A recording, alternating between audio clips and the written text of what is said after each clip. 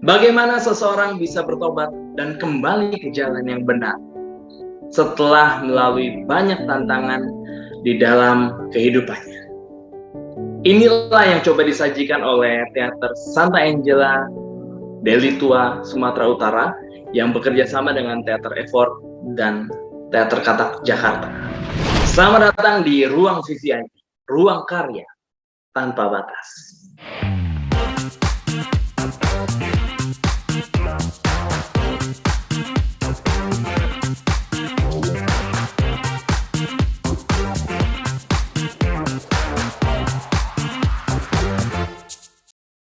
Teman-teman VVIP, dalam pementasan kali ini tidak hanya diperankan oleh teman-teman Santa Angela, tapi juga beberapa teman-teman dari Teater Effort dan Teater Katak. Dan tentunya saat ini sudah hadir 2 orang dari kedua teater tersebut, Alvina dan Daniel. Halo semuanya. Halo. Hai.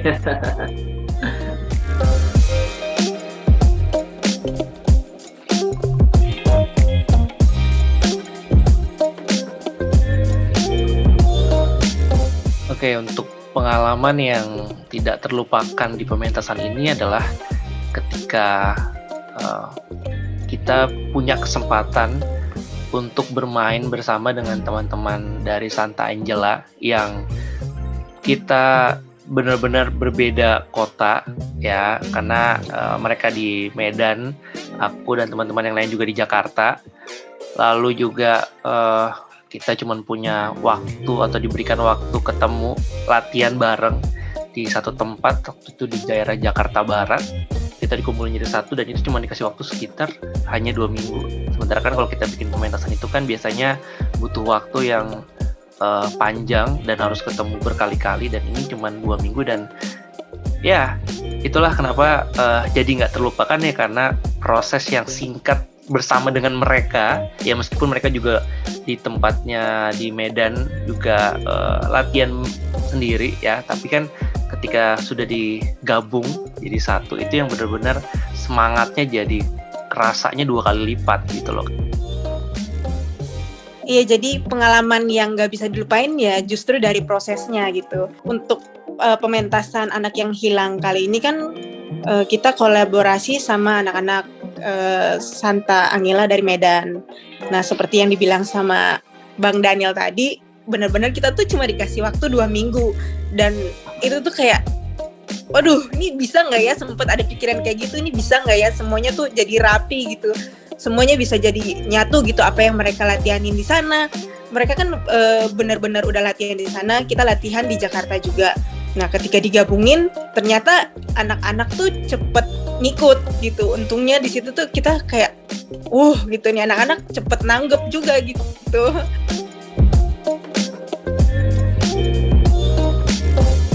Oke, proses awalnya bisa bergabung sampai akhirnya pentas bareng dengan teman-teman Santa Angela itu, kalau aku pribadi saat itu memang dihubungin oleh salah satu anak katak ya, itu waktu itu dihubungin sama Putri.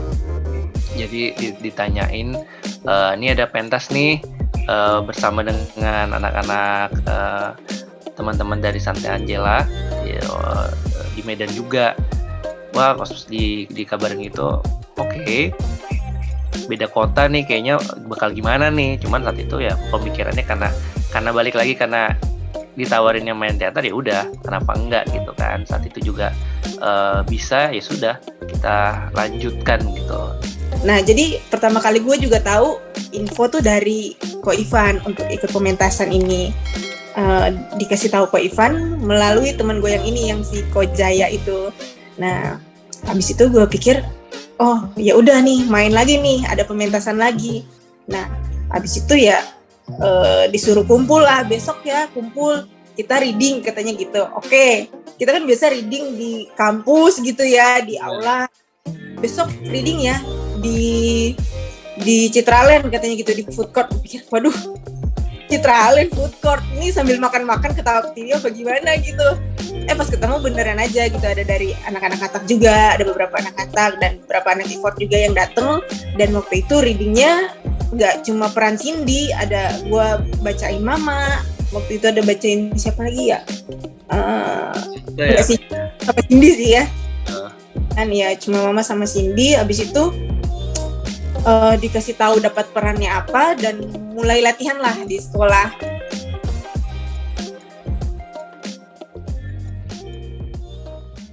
Jadi akhirnya setelah proses reading gue dapat info kalau gue dapetin peran Cindy. Di situ menjadi tantangan tersendiri sih buat gue, karena di sini si karakter Cindy-nya ini tuh keras gitu. Sedangkan gue ngerasa pengalaman gue cetek lah gitu kalau dibandingin sama si Cindy ini gitu. Jadi gue benar-benar harus bisa olah kesedihan, kemarahannya Cindy itu seperti apa gitu. Dan si Cindy ini, kenapa si Cindy bisa jadi keras, bisa jadi begitu marahnya gitu, karena memang dia nggak pernah ngerasain kasih sayang dari kedua orang tuanya, even dari papanya, dari mamanya gitu. Papanya yang pergi ninggalin mamanya dan mamanya sibuk dengan kehidupannya sendiri gitu. Dia ngerasa dia ada di dunia yang begitu jahat gitu, dia nggak ngerasain kasih sayang sama sekali gitu. Nah, tantangannya sih gue waktu itu juga gimana cara gue ngolah perasaannya si Cindy tuh ya, gue banyak baca dialognya dia, banyak tektokan sama Daniel gitu. Ada beberapa dialognya Daniel yang gue juga hafalin gitu waktu itu. Iya, wah waktu pas dia ngomong kayak gini, ini keywordsnya nih, dan itu dalam banget, jadi bikin trigger buat gue tuh untuk emosinya jadi naik juga gitu Niel. Terus gue tuh bikin kehidupannya Cindy tuh gimana kalau terjadi ke gue gitu, kalau nyokap gue jadi jahat sama gue gitu. Gue sampai ngebayangin begitu gitu. Makanya ketika berdialog sama Mama di situ tuh gue bener-bener marah sama dia. Makanya ketika ada momen dia meninggal itu tuh nangis sih, maksudnya bener-bener nangis gitu. Gue ngerasa Olga ini bener-bener mama gue gitu, lu jahat dan gue bodohnya gue, kenapa gue nggak bisa maafin lu. Peran Cindy ini juga gue belajar sih, ada dua hal yang gue ambil gitu. Karena kalau setiap manusia tuh pasti ngelakuin kesalahan gitu, ngelakuin kesalahan. Dan yang kedua, nggak ada satupun manusia yang nggak sanggup untuk mengasihi. Kalau dari Daniel gimana nih? Oke, kalau udah ngomongin soal peran yang ada di anak yang hilang ya, jadi ya setelah kita reading saat itu bareng-bareng semua akhirnya diberikan informasi, oke perannya Vina jadi Cindy, terus yang Kristo jadi ayah gitu kan. Ya sebenarnya saat itu gue pribadi nggak terlalu expect bakal jadi apa, yang penting adalah bisa main teater lagi gitu. Tapi tiba-tiba diberi ketahu kalau ya Daniel jadi Markus ya, dan Markus ini salah satu tokoh yang sentral banget ya, yang krusial banget di anak yang hilang ini, di naskah ini. Dan saat itu sampai ini beneran, karena saat itu gue pribadi mikirnya adalah teman kita Kristo yang bakal jadi Markus gitu, tapi tiba-tiba ternyata gue jadi Markusnya, dan itu salah satu hal yang ini beneran nih gitu kan, karena nggak nyangka aja. Tapi sudah akhirnya gue proses si Markus ini, yang setelah gue baca pun di dalam naskahnya sendiri banyak hal-hal yang sebenarnya itu gue nggak tahu ini mungkin jalan dari Tuhan atau gimana, relate secara nggak langsung, backgroundnya relate sama gue pribadi gitu. Relate-nya gimana? Jadi kalau di naskah ini si Markus ini tuh dia kehilangan sosok ibunya, mamanya ya, yang benar-benar dia sayangin banget, dan benar-benar sangat terpukul banget ketika sosok mamanya ini udah nggak ada gitu loh. Gue dan Markus ya sama-sama punya background di mana kehilangan seorang orang tua ya, seorang mama. Dan di dalam naskah itu juga kita kehilangan sosok yang kita sayangin, yang kita cintain ya. Jadi benar-benar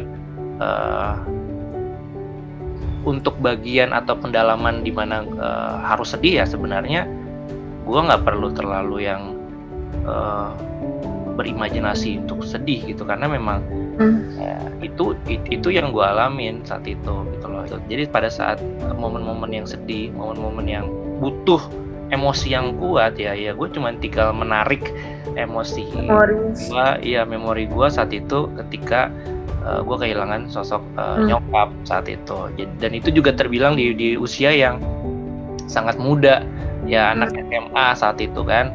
Dan Markus ini juga kehilangan mamanya di usia yang muda juga, bukan yang usia yang mungkin udah tua tuh enggak gitu loh. Secara latar belakangnya pun memang kurang lebih sama gitu. Dan apalagi yang benar-benar saat itu gue coba untuk push emosinya lebih jauh adalah ketika gue membayangkan kalau misalkan benar-benar kejadian nih apa yang Markus lakukan ya, apa yang Daniel lakukan misalkan sampai ribut sama bapaknya, lalu muncul penyesalan di akhir. Ya benar-benar apa ya, ketika latihan itu memori itu benar-benar muncul sendiri gitu, dan itu ke-trigger sendiri. Kalau gue pribadi saat itu ke-trigger sendiri dan tiba-tiba nangis gitu. Literally lagi latihan tuh nangisnya benar-benar nangis Bombay yang orang yang Daniel di belakang panggung, Daniel nangis beneran, katanya Daniel nangis beneran, padahal kan kalau latihan ya udah gitu sedih-sedih aja kan, tapi ketika pas pementasan gitu katanya lu bener-bener aduh gila luar biasa sih Nil, pada merinding katanya. Iya, dan itu bener-bener ya karena gue pribadi udah punya emosi yang seperti itu, dan yang gue ikat dalam arti kata ya jangan sampai lepas emosinya.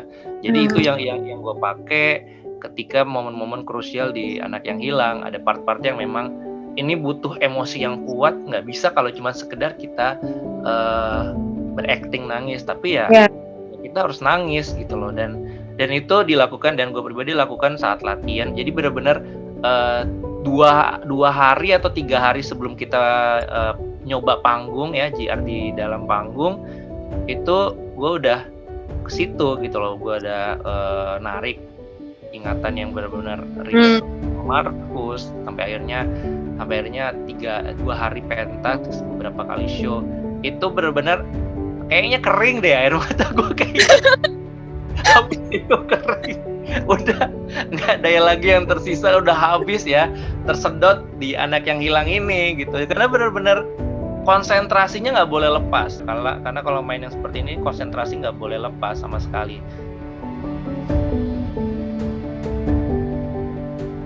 Ya waktu itu latihannya kita, tapi di mana waktu itu ya gini? Pertama kali di mana ya? Di Penabur bukan? Bukan di Penabur, tapi di sekolah sih. Oh iya kan? Di daerah Harmoni kalau nggak salah waktu itu ya Vin ya.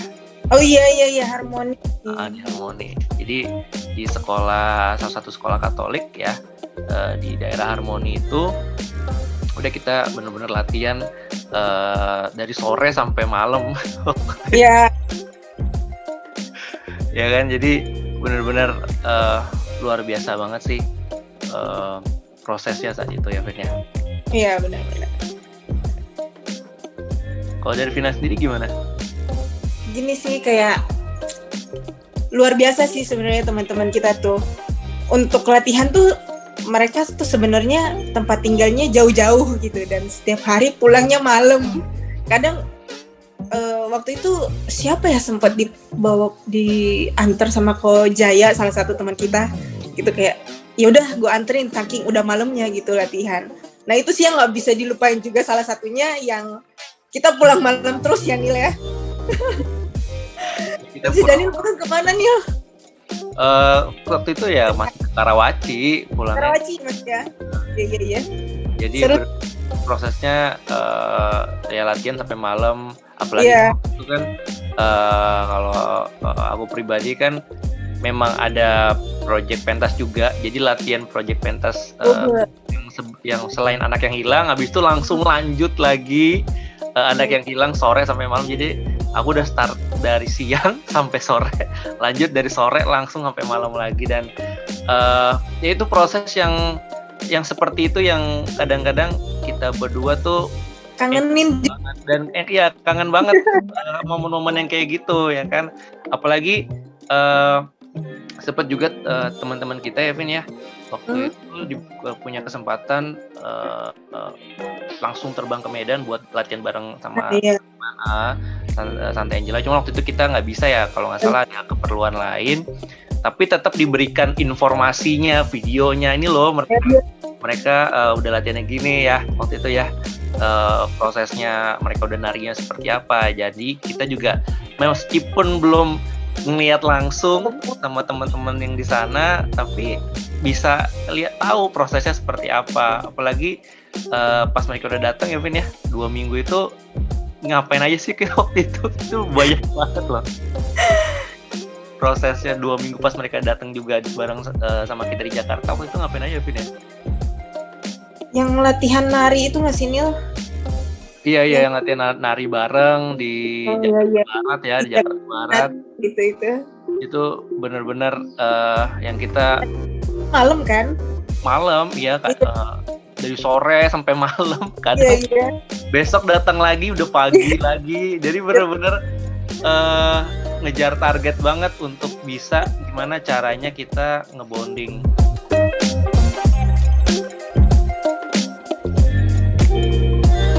Jadi sebenarnya nih ya, anak-anak Santa Angela nih mereka tuh punya banyak talenta loh. Dari acting mereka sebenarnya oke gitu. Dari nari mereka oke. Dari nyanyi mereka oke juga gitu. Jadi kalau misalnya nih ya, kalau mereka menerusin jalan untuk di teater gitu atau di perfilman atau apalah itu yang berkaitan dengan nari, nyanyi dan acting, mereka bisa banget gitu.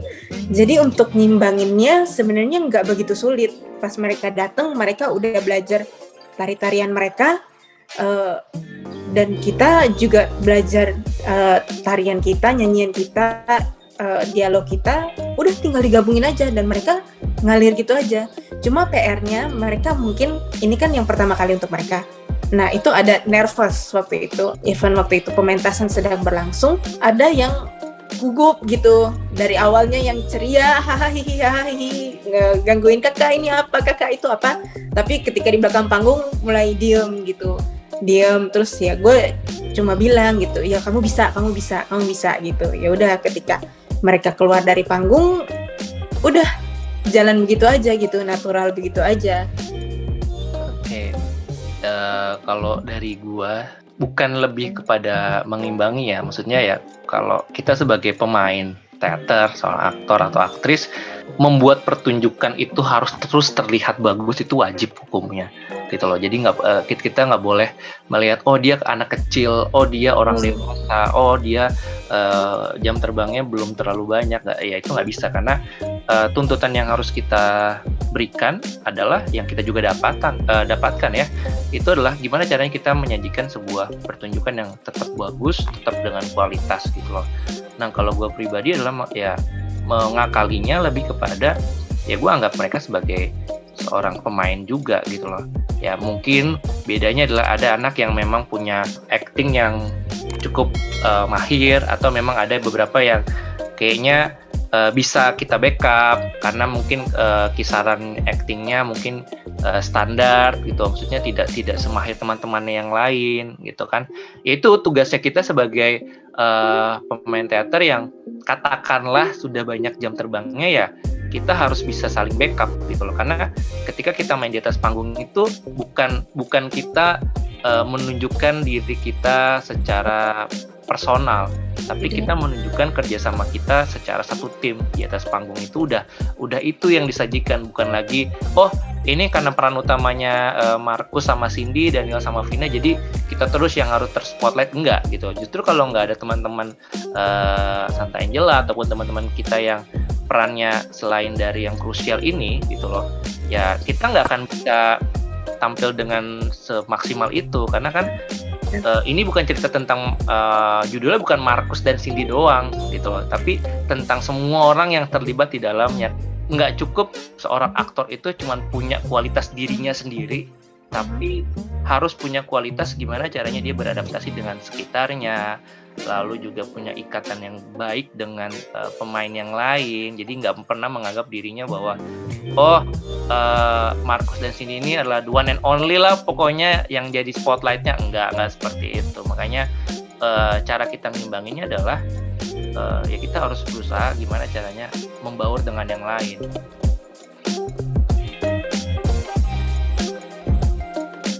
Untuk suka duka nih, kalau ditanya soal suka dukanya sih, kalau sukanya adalah proses yang luar biasa panjang dan ketat ini yang bikin gue sampai mau nafas aja susah gitu ya.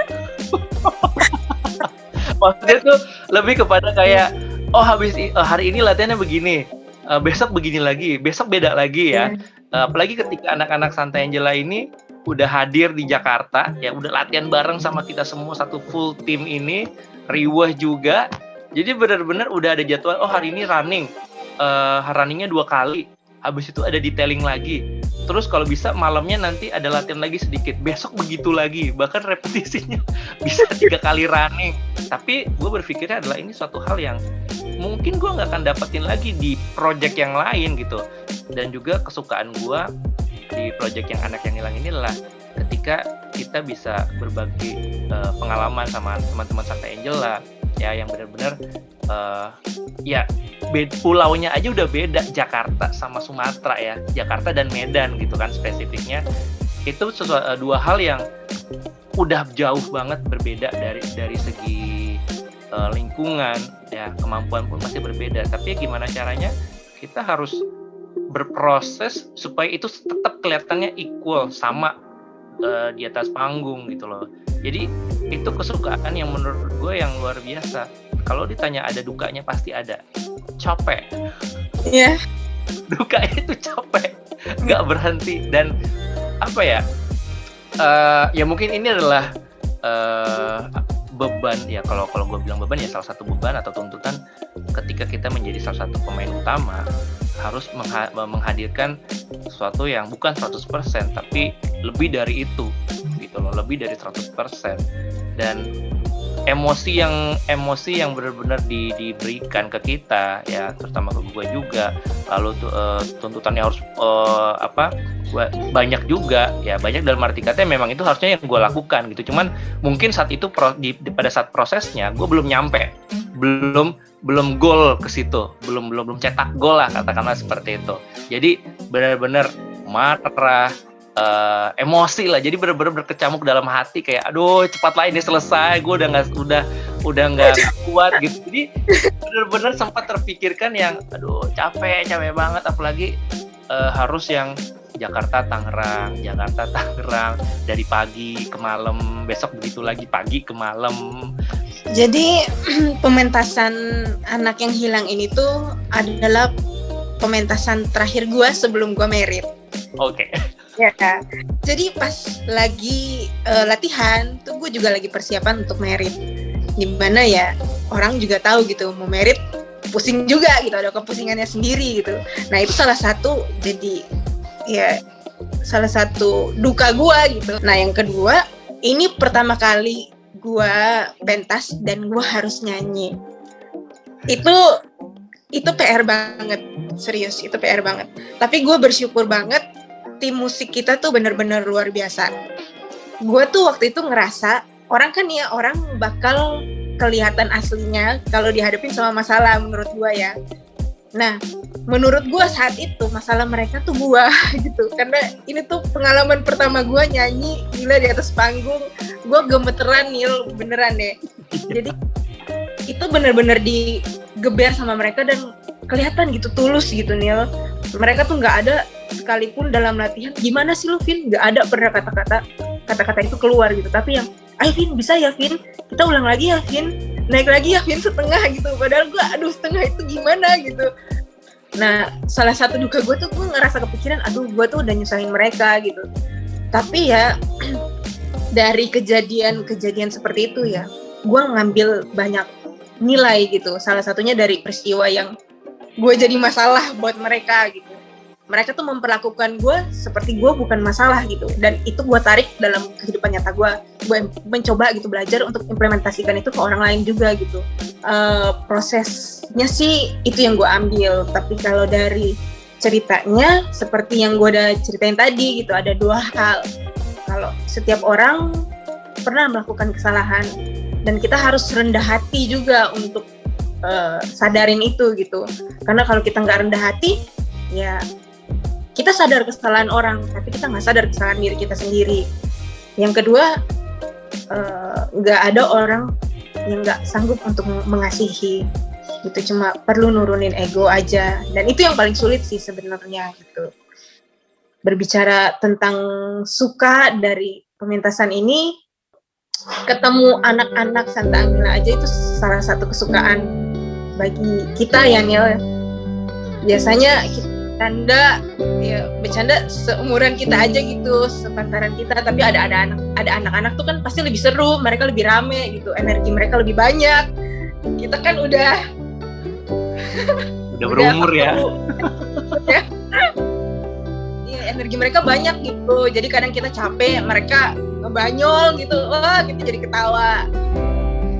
Banyak sih kesukaan, dan salah satu kedukaannya lagi, balik lagi nih kedukaan harus berakhir gitu. Ketika akhir pementasan ada yang nangis gitu, aduh gue jadi udah nih udah sampai di sini nih. Ada harapan juga next mungkin bisa collab lagi gitu. Semoga COVID cepat berlalu. Iya, namanya.